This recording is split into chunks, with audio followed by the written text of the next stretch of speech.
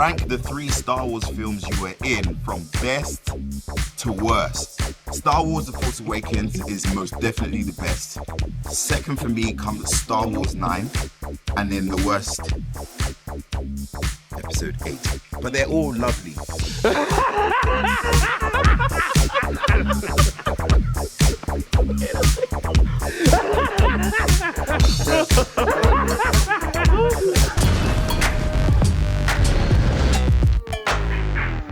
This video is brought to you by Squarespace, the all-in-one platform to build your online presence. Stop what you're doing.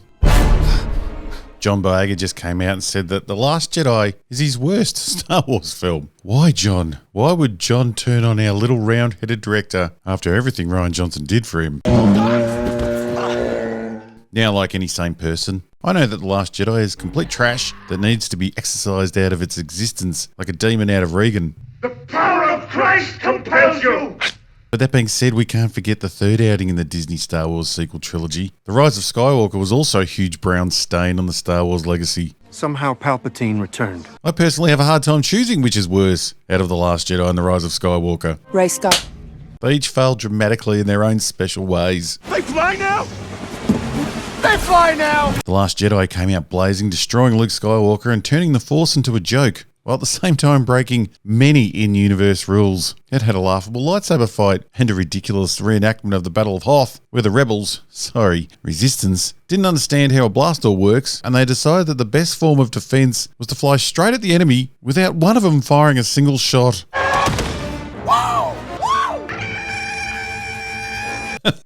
Let's pray that Rian Johnson never attempts action filmmaking again. Let's pray he never makes Star Wars again. I like this! Then we have The Rise of Skywalker,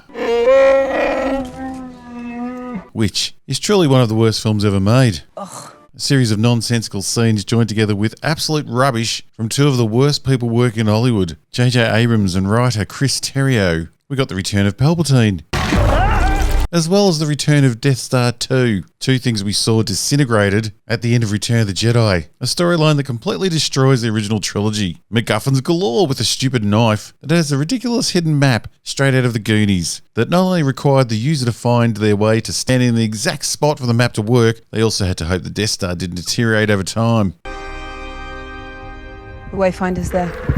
You are made of stupid. Who, how, why, and when that stupid knife map was made is never fully explained. The very convenient, and could we please try a bit harder in the naming of our MacGuffins? The incredible Wayfinder. The Wayfinder that just magically works and is powered by guitar leads. Cartoon Leia, also known as the desecration of the legend Carrie Fisher. Making Star Wars was a lot like the movie. You never knew what was going to happen next. Remember back when people used to say, rest in peace? Well, Hollywood have erased that saying. No one's ever really gone now. No one's ever allowed to ever rest. We also got Rey the Super Jedi. You're the best fighter we have. And fucking space horses. Yes. The franchise destroying The Last Jedi versus the pile of amateur hour garbage that is The Rise of Skywalker. One film hates Star Wars, the other hates cinema. And your new family. But when it comes to John Boyega, why would he choose The Last Jedi over The Rise of Skywalker? Or even over The Force Awakens? Well, let's look at John's experience with all three. Let's go all the way back to the beginning with The Force Awakens. Let's go all the way back to the first teaser trailer. There has been an awakening. Have you felt it? I still love this trailer. I still remember the first time I watched it, followed by watching it again about 20 times in a row. The dark side. Even watching it now tricks my little brain into thinking, for the briefest of moments, that everything is going to be okay again. And then the filing cabinet of stored away memories of The Last Jedi, The Rise of Skywalker, The Book of Boba Fett, The Obi-Wan Show come crashing into my brain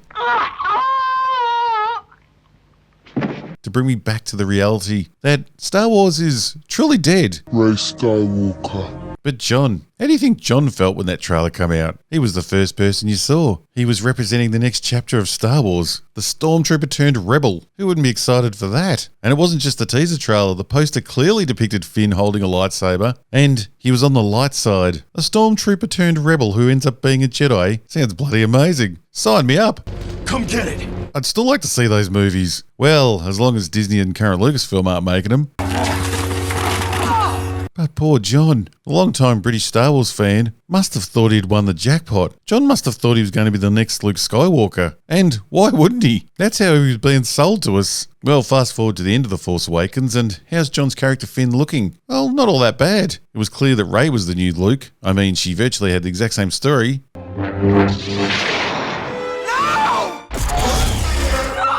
But that was fairly boring and predictable. Finn was still far more interesting. He escaped the Empire and broke Poe out. He may have enjoyed his escape a little too much. Did you see that? He carried the fear of the Empire and sold that he'd seen some shit go down. You don't know a thing about me, where I'm from, what I've seen.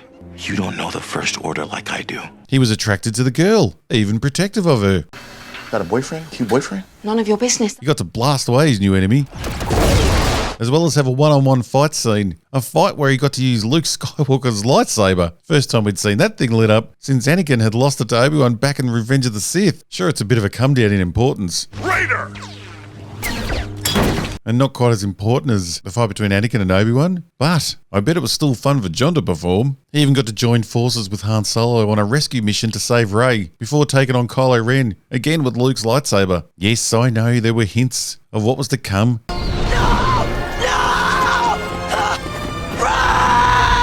But if you were John at the end of film number 1 out of a trilogy, you'd be fairly pumped with everything you got to do in your first outing as Finn. John would have definitely felt that he and Daisy Ridley were now the two leads in the new Star Wars era.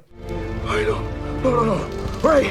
Now, just quickly, before we go on celebrating John Boyega singing the boot in a Lucasfilm one more time, we have to talk about the way that you can stand out like him and look like a winner. Get your own adventure moving by getting that great idea you have in front of the world with an amazing website by Squarespace. You may have an incredible product you want to sell. Maybe it's your talents you want to put out to the world. Wait, not ready. Well, with the Squarespace website, you can sell anything to the world. Anything. And with all their new features, it couldn't be easier. Things like Fluid Engine, the next generation website design system from Squarespace that brings the ease and freedom of drag and drop designing. So there's no limit to how good your website can look. They have added custom merch, so you can sell merch directly to your fans. All you have to do is upload your design, and Squarespace will take care of the production, inventory, and shipping. You just have to collect the cash. Show me the money. And one of the newest time-saving features that I enjoy is video collections. Easily organise your video library and showcase your content right on your own website. You can upload a video or just copy in your video's URL and you're done.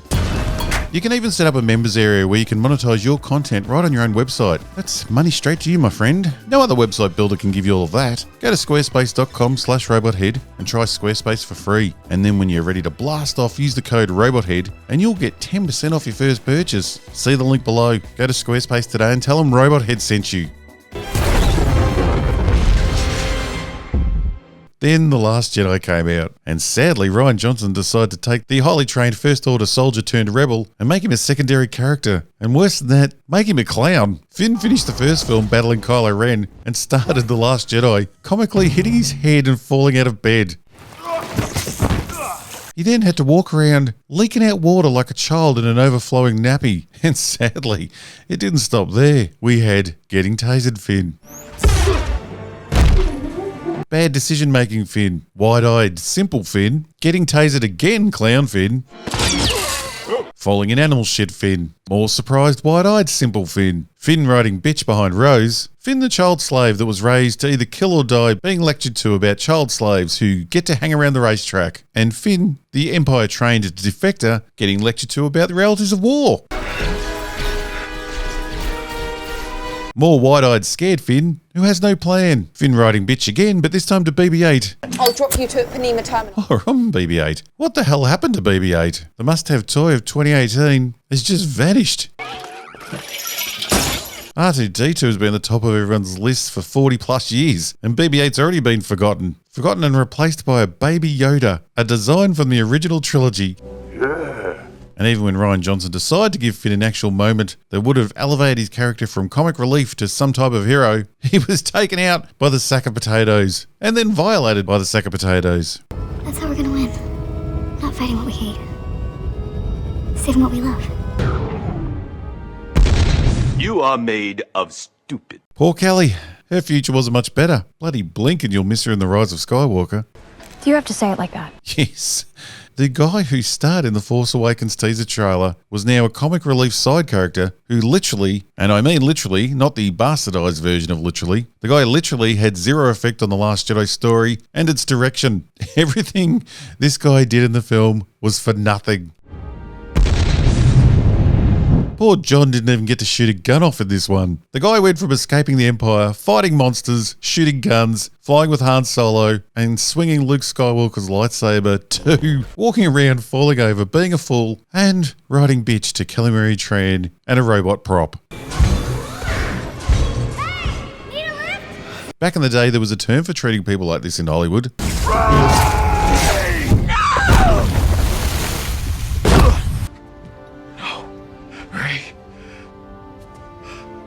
Only an Uncle Tom would do this. You see, but Hollywood like to pretend those days are over. The paid-off media shills also like to pretend those days are over. But I reckon you should ask John. Ask John Boyega if he thinks those days are over. Category of pervasive stereotypes paints black people as animalistic.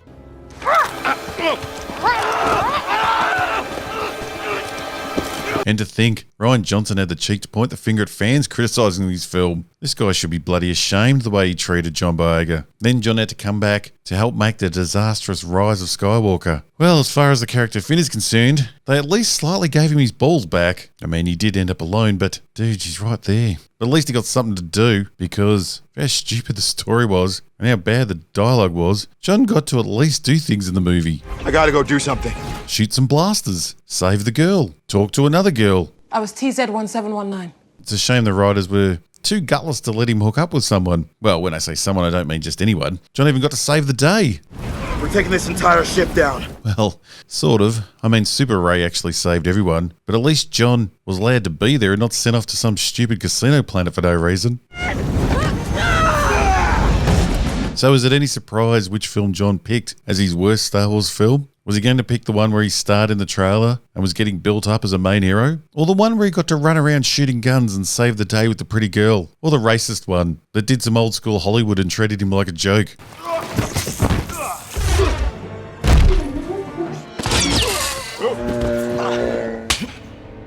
Must have been a tough decision for him.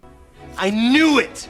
No, you did not. Just think, at least John's getting work. The only job Daisy's had lately is turning up to Star Wars Celebration to pretend she's getting 3 more Star Wars films. Who would like to meet the Jedi Master? Okay, come on out. Yes, those Rey Skywalker movies have about as much chance of getting made as Rian Johnson's new Star Wars trilogy. Fuck all and none. Yeah.